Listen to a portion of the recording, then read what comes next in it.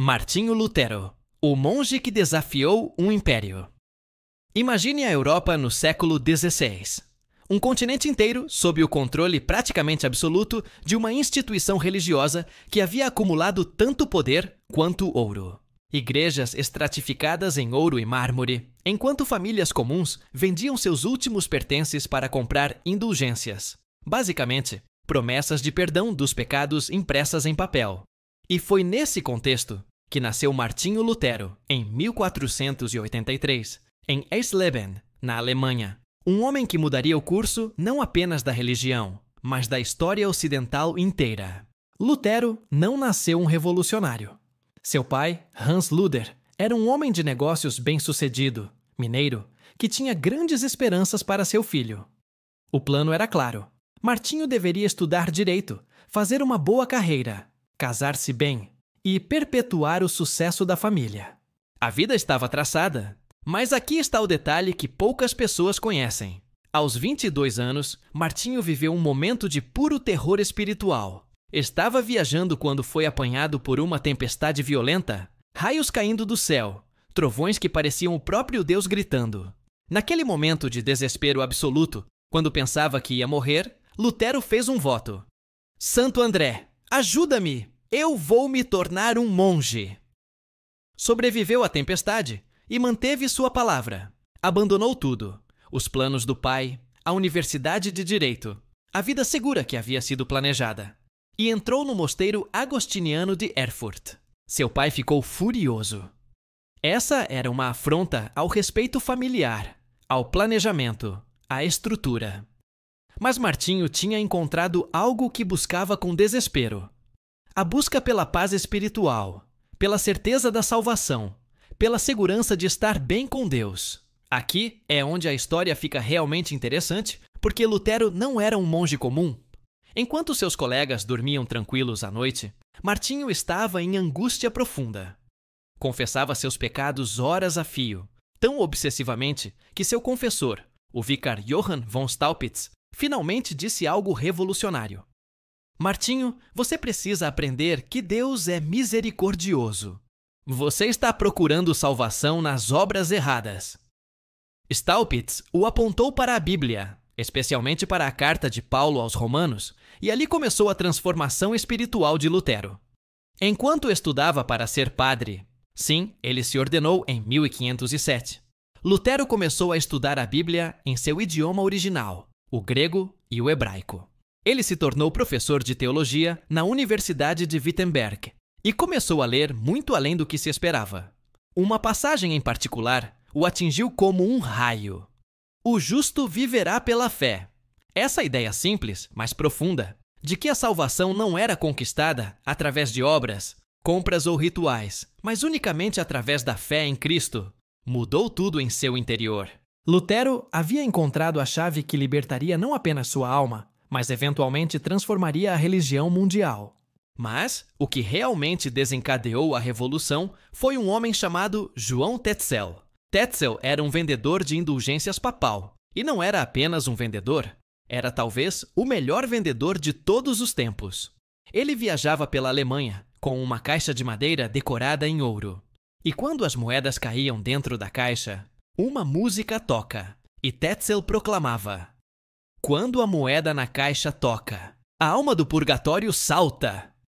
Essa não era simplesmente uma prática questionável, era uma extorsão espiritual. Famílias pobres vendiam tudo o que tinham, seus últimos reais, suas últimas esperanças, para comprar a salvação para entes queridos falecidos. A revolta de Lutero não foi apenas intelectual, foi moral. Ele não podia acreditar que a igreja que ele amava, que havia dedicado sua vida a servir, pudesse engajar-se em algo tão corrupto, tão desonesto, tão contrário ao evangelho que proclamava. E então, em 31 de outubro de 1517, uma data que mudaria tudo, Martinho Lutero fez algo que parecia simples, até mesmo acadêmico. Escreveu 95 teses, ou argumentos, questionando a teologia por trás das indulgências. Essas teses eram em latim, eram acadêmicas na natureza, e Lutero presumivelmente as enviaria para debate teológico. A história popular diz que ele as pregou na porta da igreja do castelo de Wittenberg, Mas o que importa não é exatamente como aconteceu. O que importa é que elas se espalharam. Graças à imprensa de Gutenberg, aquele invento revolucionário que ainda era novo, essas teses foram traduzidas, impressas, distribuídas. Em 2 semanas, elas alcançaram toda a Alemanha. Em 2 meses, haviam circulado por toda a Europa. E aqui está o ponto-chave. Lutero não estava tentando dividir a igreja. Ele estava tentando corrigir abuso dentro da igreja que amava. Mas a igreja romana não viu isso como correção.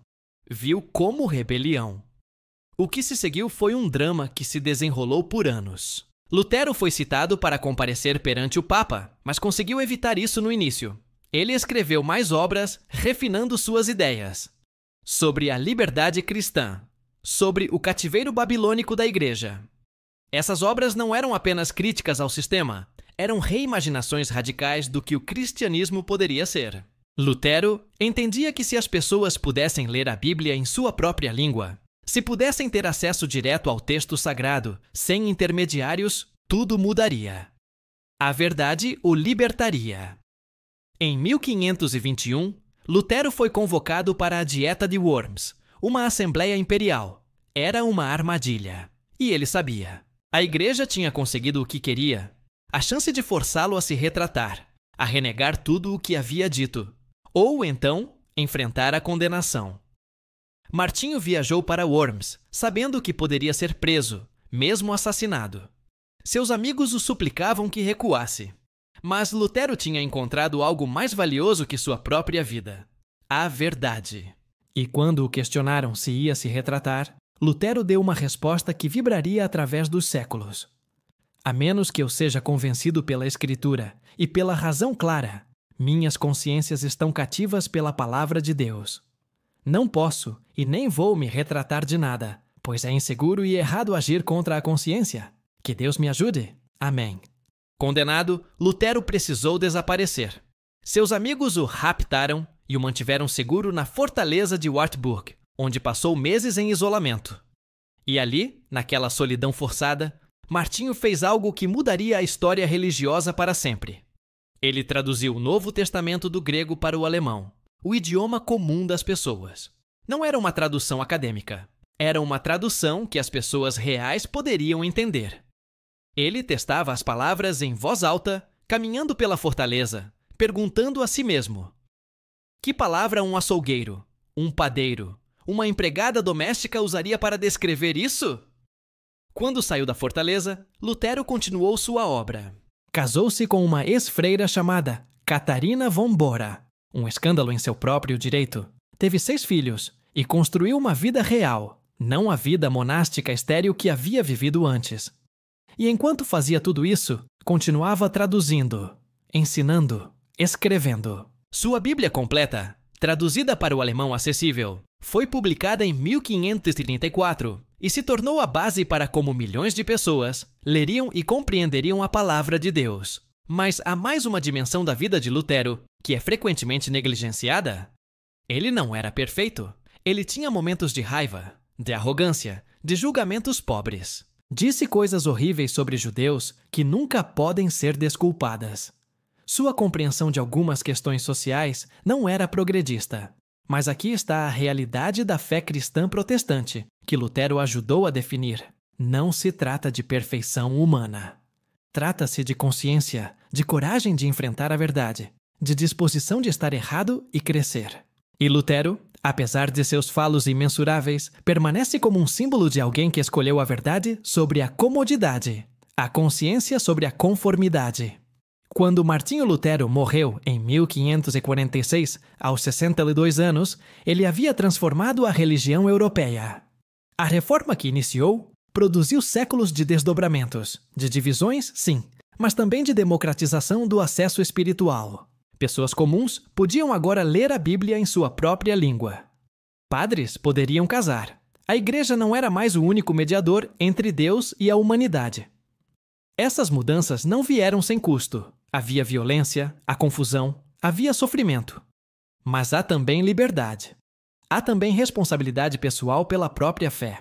A vida de Martinho Lutero nos ensina algo essencial: Que verdade é mais valiosa que segurança, que consciência, é mais importante que conformidade, e que um homem comum, um monge de Wittenberg, assustado, questionador, pode mudar o mundo inteiro.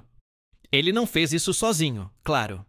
Havia outros reformadores, havia o contexto histórico, havia a tecnologia da imprensa. Mas Lutero foi o catalisador. Foi aquele que disse não, quando seria muito mais fácil dizer sim. Foi aquele que permaneceu fiel à verdade, mesmo quando a verdade era cara. Hoje, quando você lê a Bíblia em sua própria língua, quando você pode acessar a palavra de Deus sem intermediários, quando você pode questionar, investigar e formar sua própria consciência espiritual, você tem isso porque homens como Martinho Lutero foram dispostos a se levantar e dizer: aqui estou eu, não posso fazer de outro modo, que Deus me ajude. Palavra de bênção para você, querido amigo. Que o espírito de coragem de Martinho Lutero inspire seu coração hoje. Que você tenha a coragem de enfrentar a verdade em sua vida, mesmo quando for desconfortável. Que você priorize sua consciência sobre a pressão dos outros. E que você nunca tenha medo de questionar, de investigar, de estar errado e de crescer.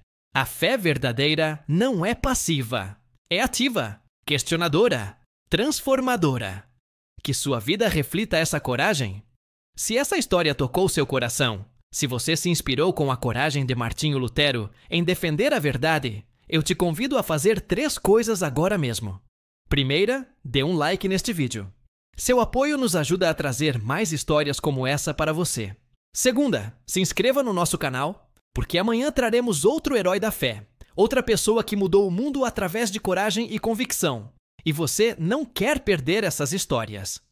E terceira, compartilhe este vídeo com alguém que você acha que precisa ouvir essa mensagem de coragem em meio à conformidade. Martinho Lutero dizia: se você não está desconfortável com sua fé, talvez você não esteja realmente vivendo-a.